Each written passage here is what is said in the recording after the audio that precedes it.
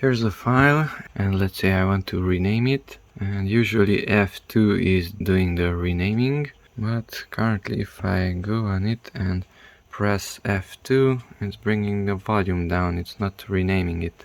So how to rename it? Using F2, well, you have to switch the audio and the F2, and to do that we have to use the function key to mentioning function plus escape. So function escape, and now if I press F2, it is renaming it, it's not bringing the volume up or down.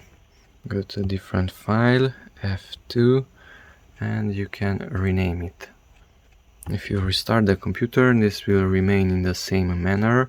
F2 will rename files instead of modifying the volume. So the upper one, which is F2 in this case, that will be used. And if you want to use the lower one, which is the volume, then you have to press the function key.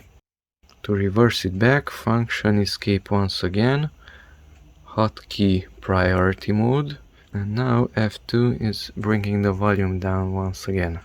F3 raises it, 3 raises it, and 2 lowers it.